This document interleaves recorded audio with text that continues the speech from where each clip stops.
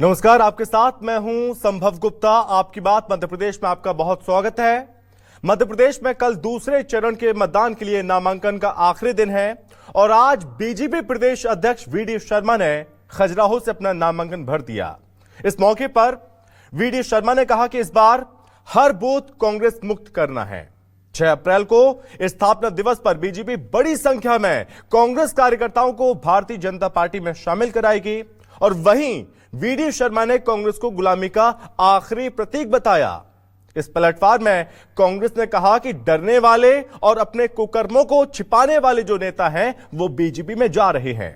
और वहीं गुलामी का प्रतीक बताने पर कांग्रेस ने कहा बीजेपी ने खुद अंग्रेजों का साथ देने वालों को आगे बढ़ाया और अब वोट के खातिर ऐसी बातें कर रही है। बड़ा सवाल है कि चुनाव से पहले बिखरते कुनबे के बीच कांग्रेस बीजेपी को टक्कर दे पाएगी? इसी पर करेंगे आज आपकी बात।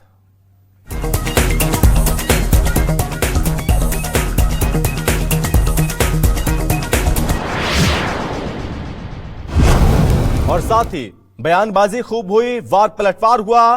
बीजेपी ने क्या कहा, कांग्रेस ने किस तरह से पलटवार किया, किस नेता ने क्या कहा, आपको वो भी सुनाते हैं। अब कर्तव्य पथ भी दिल्ली के अंदर बन गया है और सुभाष चंद्र बोस की प्रतिमा भी लग गई है। सारे गुलामी के प्रतीक समाप्त हो गए, केवल एक ही गुलामी का प्रतीक बचा है, वो है कांग्रेस पार्टी। इस चुनाव में प्रत्येक बूथ पर कांग्रेस पार्टी समाप्त होगी और ये गुलामी का प्रतीक भी देश के अंदर प्रधानमंत्री मोदी जी के नेतृत्व में समाप्त होगा। 1/1.5 कांग्रेस बची है। जीतू पटवारी इधर दौड़ रहे हैं तो उमंग सिंगार कटारे जी उधर दौड़ रहे हैं और हालात इनके ऐसे बन गए हैं कि अब कुछ इनके पास बचा नहीं है और जनता जिस उमंग और उत्साह के साथ भारतीय जनता पार्टी में आज लगातार ज्वाइनिंग हो रही है। देश में हर तरीके का एक तरह से डरा हुआ लोकतंत्र है। कितनी सीटें सभा जीतने का दावा करते हैं आप? पूरे 29 में से 29 जीतने का दावा करते हैं। जो लोग भय, लालच, डर या अपने कुकर्मों को छुपाने के लिए दल बदलते हैं, उनके साथ कार्यकर्ता तो नहीं जाते हैं, तो पहले भी नहीं गए। तो जो लोग गए, दुख है, रोकने की बात आती है, हम समझाते भी है, फिर भी अपने भविष्य के अनचाहे से डर से जाते हैं। तो इसका उत्तर क्या हो सकता है? पर ये जरूर है कि ऐसे लोगों को अब कांग्रेस में फिर जब तक मैं अध्यक्ष हूं नहीं आने दूंगा। कांग्रेस को छोड़ के तिलांजलि को दे करके आ रहे हैं, परित्यक्त करके आ रहे हैं, तो निसंदेह कांग्रेस को कुछ दिनों में कांग्रेस मुक्त हो ही जाएगी। कांग्रेस के नेतागण ही कह रहे हैं कि कांग्रेस के अंदर खुले सांप हैं, कांग्रेस के अंदर बेईमान लोग हैं, कांग्रेस के अंदर आस्तीन के सांप भरे हुए हैं जो तो वो सब कांग्रेस से जो लोग छोड़ के आ रहे हैं वो तो कांग्रेस बचेगी ही नहीं। कांग्रेस के अंदर डर है और मुझे तो ये लगता है नामांकन की तिथि आ जाएगी ना, तिथि के समय ही बिल्कुल तब इन टाइम पर ही कांग्रेस घोषित कर पाएगी, लेकिन उसके बाद भी अगर वो प्रत्याशी कांग्रेस में रहे ये बहुत बड़ी बात है। राजनैतिक आधार पर गुलामी के प्रतीकों को वोट हथियाने के लिए नष्ट करने का प्रचार करना और कुप्रचार करना एक अलग चीज़ है और देश की जंग आज़ादी में जो गुलाम रहे अंग्रेज़ों के, उनको अपने गले लगाकर उनके चेहरे पर वोट मांगना एक अलग चीज़ है। वो बहुत गलत फहमी में है। 138 सालों का इतिहास हमारा है जो विश्व में किसी का भी नहीं है। कह रहे हैं कि आपसी नूरा कुश्ती चल रही है इसलिए टिकटों का ऐलान नहीं कर पा रहे। अब नूरा कुश्ती चल रही है तो ये क्या दर्शक थे उस लाल मट्टी के अखाड़े में, इनको क्या मालूम है? ये खुद अपने अंदर कितनी इनमें नूरा कुश्ती चल रही है, इस पर चर्चा करें ना कि कौन शिवराज सिंह जी को मारने में लगा है, कौन मोहन यादव जी को कमज़ोर करने में लगा है, कौन वीडी शर्मा जी को हटाने में लगा है। कांग्रेस यदि ये समझती है कि वो कचरा है तो हम उसका कुछ नहीं कर सकते।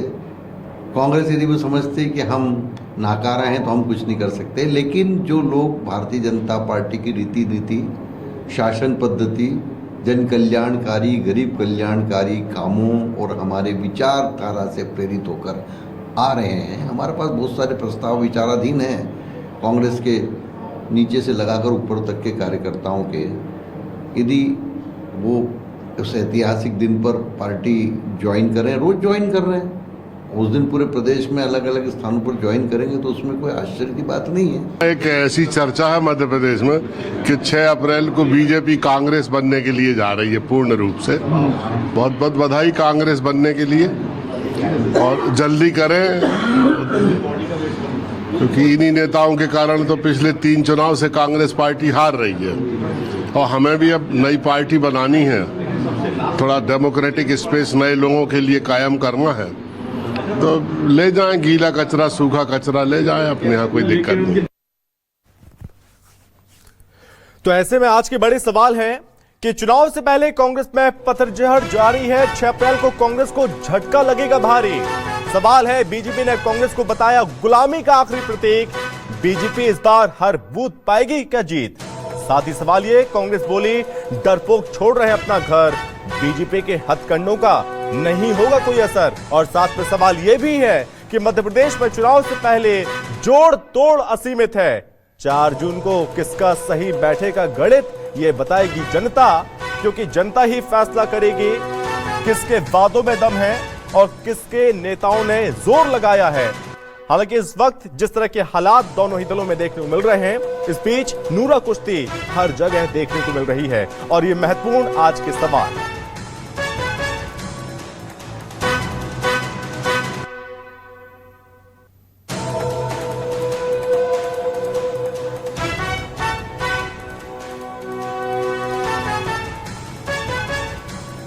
तो क्या नई टीम बना रही है कांग्रेस पार्टी, यह महत्वपूर्ण सवाल है। और जो नेता बीजेपी में जा रहे हैं, क्या उन नेताओं से कांग्रेस का मोह भंग हो गया है, कोई लेना देना नहीं है?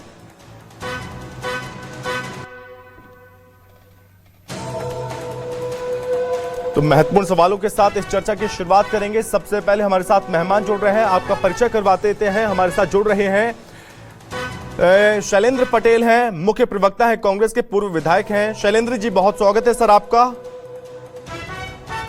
और साथ ही शिवम शुक्ला हैं, बीजेपी प्रवक्ता। शिवम जी, आपका बहुत स्वागत है। शिवम जी, आप मुझे सुन पा रहे हैं? जी, सबसे पहले मेरा सवाल शिवम जी आपसे ही। जी, मैं कांग्रेस को नमस्कार। आपने बताया गुलामी का प्रतीक कांग्रेस पार्टी को, और यह भी कहा कि जो गुलामी के प्रतीक है उसको खत्म कर दिया जाएगा। तो क्या यह माने कि कांग्रेस को आपने खत्म करने का डिसीजन ले लिया है, फाइनल फैसला कि कांग्रेस को कैसे भी करके खत्म करना है?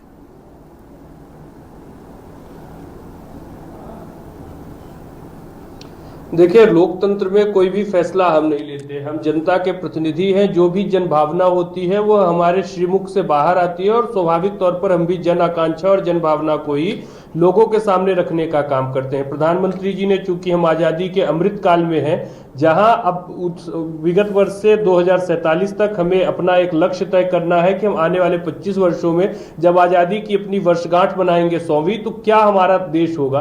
तो उस स्थिति में प्रधानमंत्री ने पंच प्राण हमारे देश के सामने रखे थे। उसमें दूसरा प्राण, पंच प्राण में से प्राण यह भी है कि हम पूरी तरीके से जितने भी औपनिवेशिक हमारे देश में प्रतीक हैं, प्रतीक चिन्ह है जिनको अपनाया गया है, उनको समाप्त करने का काम करेंगे। उसी कड़ी में हमने देखा कि राजपथ को कर्तव्य पथ किया गया। वहां पर इंग्लैंड के जो सेना नायक की फोटो लगी थी उसको हटा करके सुभाष चंद्र बोस जी की प्रतिमा स्थापित की गई।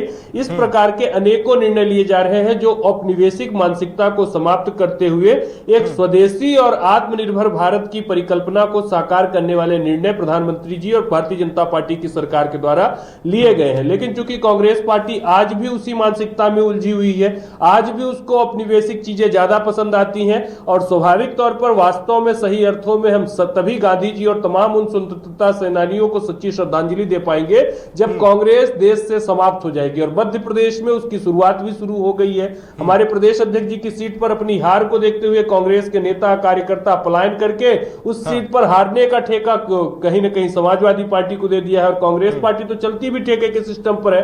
तो कांग्रेस तो अपने आप समाप्ति की ओर अग्रसर हो रही है। स्वाभाविक तौर पर जिस मानसिकता को उन्होंने आत्मसात किया है, जिस प्रकार से राष्ट्र और राम के विरोध की राजनीति की है, उससे त्रस्त होकर के, उससे कहीं ना कहीं नाराज होकर के मध्य प्रदेश अथवा देश की जनता किसी भी सूरत हाल में कांग्रेस पार्टी को अपना मत देने नहीं जा रही है। यह अपने आप में स्पष्ट है। इस बार प्रत्येक सीट पर भारतीय जनता पार्टी एक ऐतिहासिक जनादेश के साथ चुनाव जीतेगी और इसी की वानगी है कि आज इतनी बड़ी संख्या में नेता कार्यकर्ता एक के बाद एक कांग्रेस पार्टी से पलायन कर रहे हैं। आप देखिए 20,000 से ज्यादा नेता कार्यकर्ता वर्तमान में छोड़ चुके हैं। ये लोग बोलते हैं कि संस्थाओं का डर है, उद्योग धंधे का लाभ है, लेकिन बूथ के कार्यकर्ता को कभी यह चीजें प्रभावित नहीं करती है। वह सिर्फ और सिर्फ समाज के हितकर विषयों से जुड़ करके राजनीति करता है और स्वाभाविक तौर पर यह एकदम स्पष्ट हो चुका है कि कांग्रेस पार्टी का आज सामाजिक सरोकार जो है, जन भावना से जुड़ करके जो राजनीति करने की मानसिकता है, वह पूर्ण रूपेण समाप्त हो चुकी है। कांग्रेस सिर्फ कुछ परिवारों और कुछ विचारधारा विशेष, इसमें विशेष तौर पर वामपंथी तरीके के लोग हैं, उनका एक चारागाह बन गई है, उनके लिए आश्रयदाता बन गई है।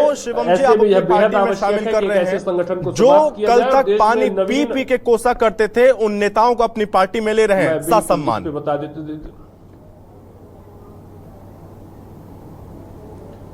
देखिए, मैं सबसे पहली चीज बता दूं, जो आत्मा है, जो बुद्धि है, वह सदैव जागृत होती रहती है। हम जैसे जैसे नई चीजों को देखते हैं, समझते हैं, हमें आभास होता है कि कौन समाज और देश के लिए हितकर है, कौन नहीं है। तो स्वाभाविक तौर पर कांग्रेस में भी बहुत सारे ऐसे नेता हैं जो जनता के बीच स्वीकार्य हैं, लोकप्रिय हैं। उनको जब एहसास हुआ कि आज उनके क्षेत्र की जनता प्रधानमंत्री जी के ऊपर विश्वास करती है, प्रधानमंत्री जी के नेतृत्व में देश आगे जा रहा है, यह देश की जनता, प्रदेश की जनता और उनके विधानसभा लोकसभा क्षेत्रों की जनता महसूस कर रही है, तो इस स्थिति में वो लगातार कांग्रेस पार्टी का त्याग करके हमारे साथ जुड़ रहे हैं। और हम तो चाहते ही हैं कि हमारे दल का विस्तार हो, हमारी विचारधारा का विस्तार हो, बड़ी संख्या में लोग हमारे साथ जुड़े, हमारी विचारधारा को माने और एक जो डेवलपमेंटल, विकासवादी और राष्ट्रवादी राजनीति हमारे द्वारा की जाती है, उसमें अपने हिस्से की सहभागिता और संलिप्तता को सुनिश्चित करें। उससे स्वाभाविक तौर पर हमारा सरोकार भी बड़ा होगा, हमारे साथ जन समर्थन और जन समूह भी व्यापक हो जाएगा। और कांग्रेस पार्टी से इतनी बड़ी संख्या में अगर लोग छोड़ रहे हैं तो यह चिंता का सबब उनके लिए होना चाहिए कि आखिर क्या वजह है।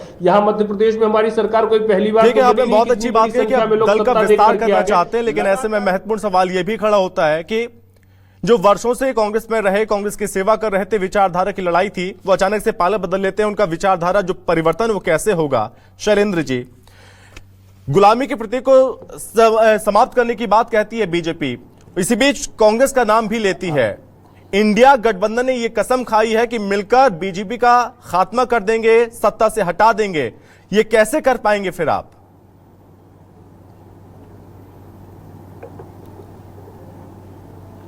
देखिए संभव जी, सबसे पहले तो मैं, शिवम जी बड़ी अच्छी बातें कह रहे थे।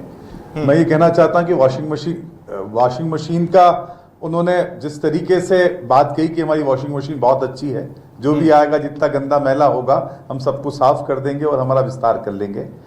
विस्तार किस तरीके से हो रहा है हम आपके सामने हैं। मैं एक छोटी सी बात आपको कहना चाहता हूं। 2023 के चुनाव के पहले भारतीय जनता पार्टी के हजारों की संख्या में लोगों ने कांग्रेस ज्वाइन की, लेकिन ज्वाइन करने से 2023 के रिजल्ट उस तरीके से नहीं आए।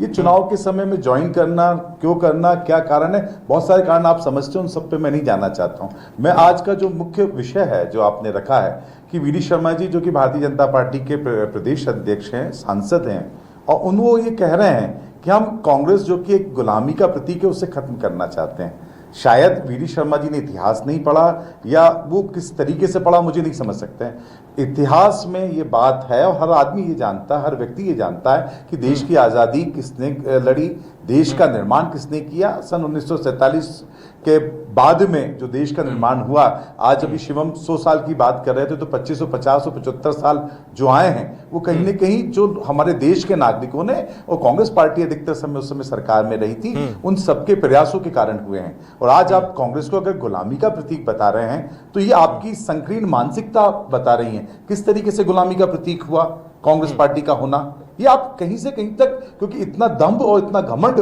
भारतीय जनता पार्टी के नेताओं को आ गया है कि जो मन में आता वो बोल देते हैं। उनको इस चीज का भी कहीं गुरेज नहीं है कि हम क्या कहना चाह रहे हैं। आप ये बताइए, जिस पार्टी ने, जिसके नेताओं ने अपनी कुर्बानियां दी, अपनी जवानी जेल में निकाली, देश के निर्माण के लिए अपना सब कुछ निछावर किया, आज उसको गुलामी का प्रतीक कैसे हो गया?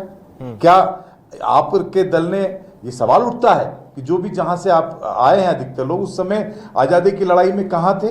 कहीं तक नामो निशान आपका नहीं था। बना बनाया आज जो घर बन गया है उस घर की रंगाई पुताई भी आपसे ठीक तरीके से नहीं हो रही है, और उसके बाद आपने कह रहा है कि हमने ये सब कुछ किया। तो जरा इसमें आज देश ये सब कुछ जानता है, हम सिर्फ रिजल्ट्स के बारे में अब जानते हैं कि आज निश्चित रूप से 2014 का जो चुनाव था या 2019 का चुनाव था, भारतीय जनता पार्टी सरकार में रही है, उसके पहले कांग्रेस भी 10 साल तक सरकार में रही है, लेकिन इस तरह की दंभ और इस तरह की घमंड की बात कहीं नहीं की। वी.डी. शर्मा जी जो जिस तरीके से अपनी बात कह रहे थे, पहले तो आप ये बताइए कि आपने सांसद रहते हुए अपने संसदीय क्षेत्र की उपलब्धियां बता दीजिए कि आपने क्या किया। मध्य प्रदेश में ऐसी कौन सी गुलामी की निशानियां आपने ऐसी जो थी उनको आपने आज खत्म करी। आज आप कह रहे दिल्ली में ऐसा हो गया वैसा हो गया, जरा अपने अंदर खुद झांकिए कि कौन गुलाम था और किसका गुलाम था। मैं तो उस चीज से अभी भी गुरेज कर रहा हूं बोलने के लिए कि उस समय अंग्रेजों की गुलामी किसने की, अंग्रेजों के लिए जासूसी किसने की, अंग्रेजों के मुखबिर कौन बने, ये इतिहास की किताबों में दर्ज है। अब उन सब बातों पर अपन जाएंगे तो ये चीटा लगाने की आदत नहीं है, लेकिन हाँ चुनाव है, आप राजनीतिक चुनाव लड़िए, आपके मुद्दों पे जाइए, भोपाल में बैठक होगी। वहीं दूसरी ओर ये दावा किया गया कि 6 अप्रैल को बड़ी तादाद में, ये दावा किया जा रहा है, बड़ी तादाद में बीजेपी में शामिल होंगे कांग्रेस के नेता कार्यकर्ता। कैसे रोकेंगे सर इन्हें?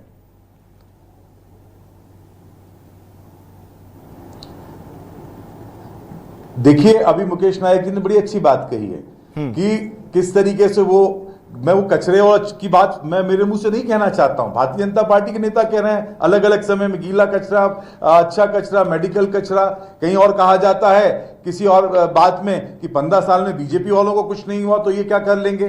कहीं बात ये आती है कि जिन्होंने यहां कुछ नहीं कर पाए वहां जाके क्या कर पाएंगे। ये सब बातें मुझे तो नहीं लगता कि कहने की आवश्यकता है। ये मैं मानता हूं कि चुनाव के समय में इधर से उधर लोग जाते हैं, ठीक है। भारतीय जनता पार्टी में जो लोग जा रहे हैं वो क्यों जा रहे हैं, कैसे जा रहे हैं, कौन कौन लोग जा रहे हैं, आज फिगर देना अलग बात है कि 20,000 आ रहे हैं और 6 तारीख को हम 50,000 आदमी जाएंगे, कांग्रेस को खत्म कर देंगे।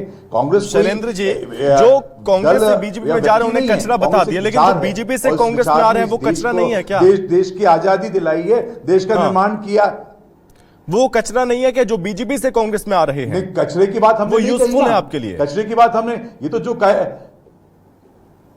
देखिए मैं अभी आपने कहा, मुकेश नायक ने बहुत अच्छी बात कही है, यानी कि आप उस बात का समर्थन करते हैं, लेकिन बीजेपी से जो लोग आ रहे हैं क्या वो कचरा नहीं है?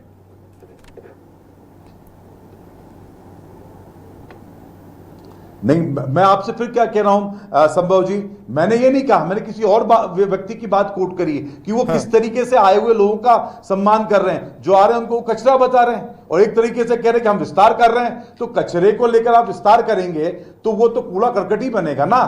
कोई आप अच्छी चीजों को लेकर विस्तार करते हो तो अच्छा महल बनता है, अब कूड़ा कचरा लेकर ठीक है। मैं आपके पास लौटूंगा। इस बीच हमारे साथ वरिष्ठ पत्रकार हैं चैतन्य भट्टे साहब, थोड़ा देरी से हमें ज्वाइन किया। चैतन्य जी, बहुत स्वागत है सर आपका।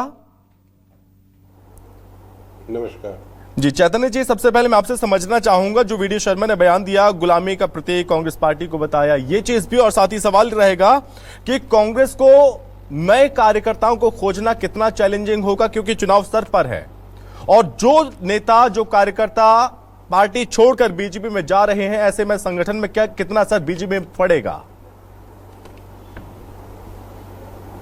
नहीं, देखिए, ये तो अभी चुनाव का माहौल है और इस तरह के आरोप प्रत्यारोप दोनों एक दूसरे दलों के जो लीडर हैं वो लगाते रहते हैं। इसमें कोई बहुत ऐसी बात नहीं है जिस पे हम बहस करें।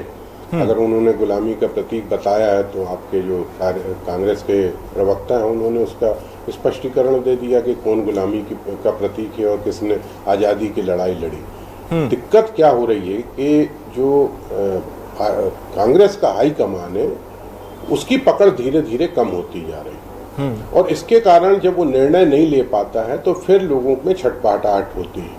और पिछली बार जो विधानसभा का चुनाव था जिसमें ये सर्वे भी आए थे कि इस बार कांग्रेस की सरकार बनने वाली है, और उस वक्त आपने देखा होगा कि बहुत से भारतीय जनता पार्टी के जो नेता थे वो कूद कूद के कांग्रेस में आ गए।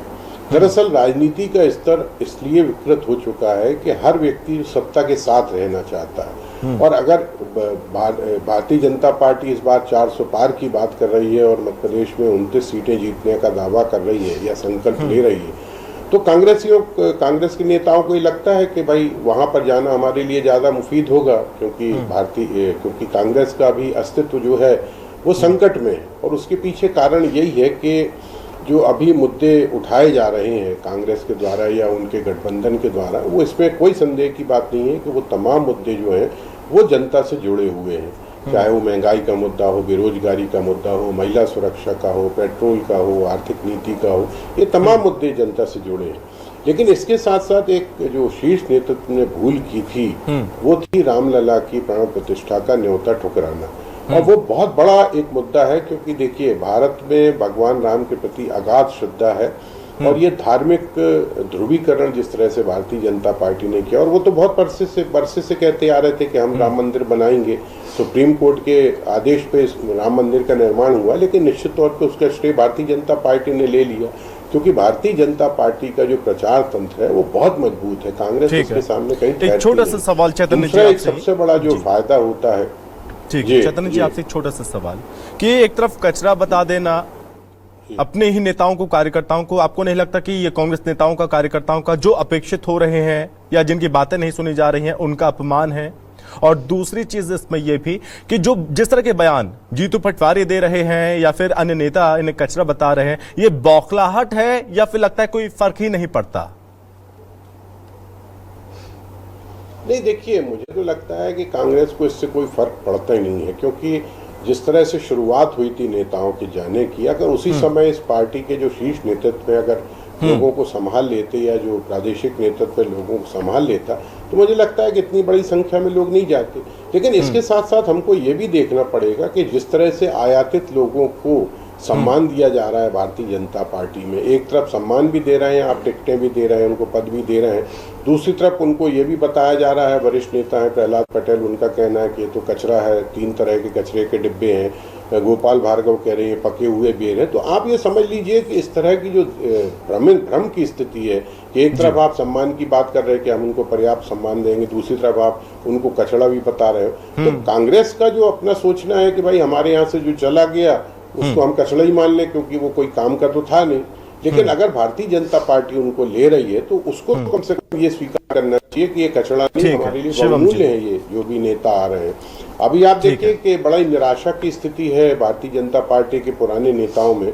अभी हमारे जबलपुर से एक पूर्व विधायक है जो कांग्रेस के, नीलेश अवस्थी, वो भारतीय जनता पार्टी में शामिल हो गए, और जैसे ही वो शामिल हुए उसी समय अजय विष्णु जो एक बहुत बड़ी लीडर है भारतीय जनता पार्टी के, मंत्री रह चुके हैं, उन्होंने ट्वीट किया कि कांग्रेस से आने वाले तमाम लोगों को का स्वागत करना हमारी मजबूरी है। तो इससे आप अंदाज लगा लें कि इतना सीनियर लीडर अगर इस तरह की निराशा की बात कर रहा है तो दूसरे छोटे कार्यकर्ताओं के मन में क्या पीड़ा होगी। बिल्कुल, चलिए ठीक है। शिवम जी, अब जो नेता आ रहे हैं उसे कचरा बताया, तो इस कचरे को क्या बीजेपी समेट रही है?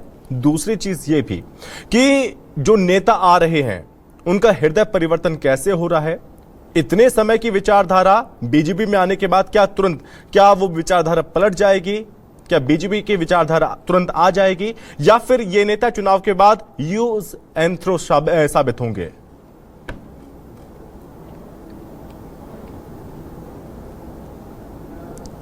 देखिए, जो सबसे प्राथमिक चीज है, भारतीय जनता पार्टी किसी भी व्यक्ति को कभी भी कचरा नहीं मानती है। हमारे यहाँ पर प्रत्येक व्यक्ति की अपनी गरिमा और मर्यादा के अनुकूल सम्मान किया जाता है। स्वाभाविक तौर पर जो लोग भी हमारे दल में आ रहे हैं, सम्मानपूर्ण तरीके से अस्तित्व के लिए उनके यहाँ पर कोई संकट नहीं उत्पन्न होने वाला है। हम उनकी जो भी उपयोगिता होगी जिस भी व्यक्ति की, उसके अनुरूप उनका कैसे अपने संगठन में समायोजन करना है, कैसे उनकी उपयोगिता के आधार पर उनका पार्टी के संगठन के लिए उपयोग लेना है, तमाम चीजें निर्धारित करेंगे। जो सबसे महत्वपूर्ण चीज है, यह जो तत्कालिक परिवर्तन नहीं है, पूरा देश आज राममय और मोदीमय है। तो स्वाभाविक तौर पर उस स्थिति में आज किसी भी राजनीतिक संगठन का कोई भी व्यक्ति जो जनता के बीच जन सरोकार से जुड़ करके राजनीति करता होगा, तो वह कांग्रेस की है जो एक प्रवृत्ति है राष्ट्र और राम के विरोध की राजनीति करने की, उसको स्वीकार नहीं कर पाएगा। और ऐसी स्थिति में जब प्रधानमंत्री जी तीसरे टर्म की ओर जा रहे हैं, तो स्वाभाविक तौर पर देश के प्रत्येक नागरिक की भी बात, उनकी भी महत्वाकांक्षा है कि उनको वह कार्यकाल मिले, ताकि वह देश के सामने जो कई संश्लिष्ट और महत्वपूर्ण समस्याएं हैं उनका निराकरण ऐतिहासिक रूप से कर सके, उस पर एक कोई मील के पत्थर कहे जा सकने वाले निर्णय ले सके और स्वाभाविक तौर पर उसी दिशा में हम आगे बढ़े। दूसरी बात, शैलेंद्र जी ने कई सारे ऐसे प्रश्न उठाए जिनका जवाब देना मैं आवश्यक समझता हूं। सबसे पहले इन्होंने कहा कि स्वतंत्रता की लड़ाई में हमारी ओर से कोई नहीं था, तो डॉक्टर हेडगेवार जी जो प्रथम सरसंघ चालक थे, उनको कांग्रेस की सरकार जब महाराष्ट्र में थी तो स्वतंत्रता संग्राम सेनानियों की जो सूची बनाई गई उसमें उनको स्थान दिया गया। तो क्या इनकी सरकार ने उनको स्वीकार नहीं किया कि वह स्वतंत्रता संग्राम सेनानी थे? स्वाभाविक तौर पर वह स्वतंत्रता संग्राम सेनानी थे। उन्होंने आरएसएस के वॉलंटियर्स का चरित्र निर्माण किया और तमाम लोग उस आंदोलन में सहभागिता सुनिश्चित की और उन्होंने भी अपने प्राण न्यौछावर किए। जो कांग्रेस की यह बात करते हैं कि आजादी की लड़ाई लड़ी, जो पार्टी अस्तित्व में ही सेफ्टी वॉल्व ऑर्गेनाइजेशन के रूप में आई, जिसके पहले अध्यक्ष एओ ह्यूम बनाए गए हो, जो स्वयं एक ब्रिटानिया हुकूमत के अधिकारी थे, तो क्या स्वयं के खिलाफ लड़ने के लिए कि शैलेंद्र जी जवाब कोई तंत्र खड़ा कर लिया था? नहीं किया था। वह पूरी तरीके से ब्रिटिशर्स की एक सोची समझी षड्यंत्र और रणनीति का हिस्सा थी। आज इनको जवाब देना चाहिए देश की जनता को। क्या एक ऐसा जवाब दे रहे हैं शैलेंद्र जी, आप ये बता दीजिए अंग्रेजों के हितों को सुरक्षित रखने के लिए बनाई गई हो? एक आखिरी सवाल शैलेंद्र जी आपसे ही कि होना चाहिए। जीतू पटवारी ने कह दिया जब तक मैं हूं तब तक कोई जो बाहर गया वो अंदर नहीं आ पाएगा। क्या वाकई में ऐसा है? अगर परिवर्तन हुआ, हृदय परिवर्तन हुआ, क्या चुनाव के बाद उन नेताओं को वापस लिया जाएगा या फिर छोड़ दिया जाएगा?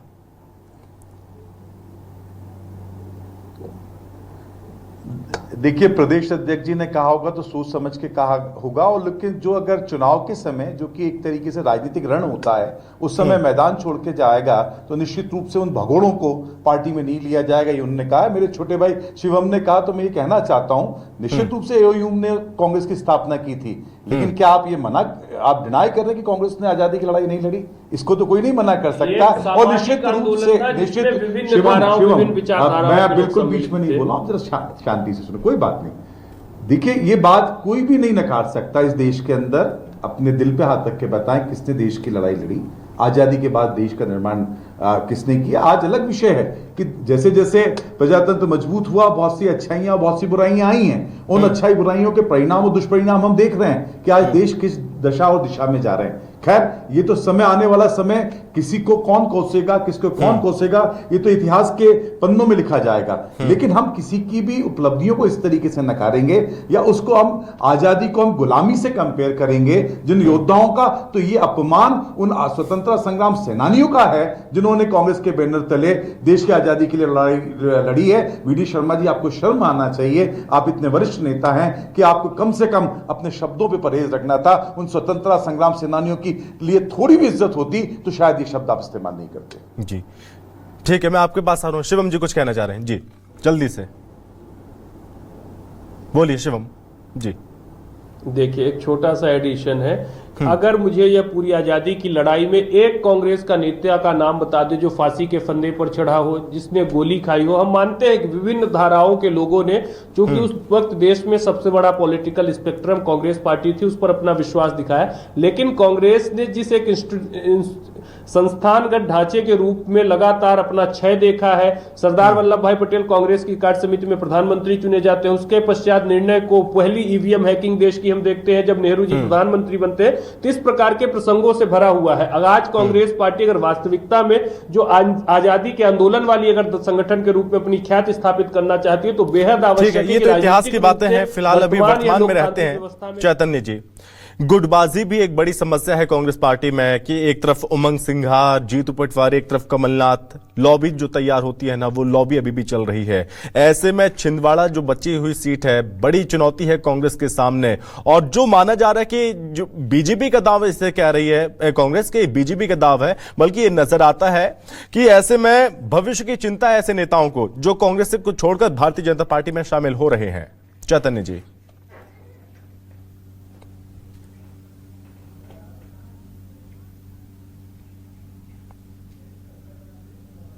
चैतन्य जी, चलिए ठीक है, शायद यहाँ पर संपर्क नहीं हो पा रहा है और वक्त की कमी थी, यहीं रोकना चाहूंगा मैं आपको। बहुत धन्यवाद शिवम आपका भी, और शैलेंद्र जी आपका भी, और चैतन्य जी आपका भी बहुत धन्यवाद हमसे बातचीत करने के लिए और तमाम चर्चा करने के लिए। फिलहाल 4 जून का इंतजार है और 4 जून को पता चलेगा, बीजेपी को यह एहसास होगा जो नेता कांग्रेस से बीजेपी में आ रहे हैं वो बेस्ट नेता है, कार्यकर्ता है या वेस्टेज कार्यकर्ता, ये 4 जून को पता चलेगा। फिलहाल इस चर्चा में बस इतना ही। नमस्कार।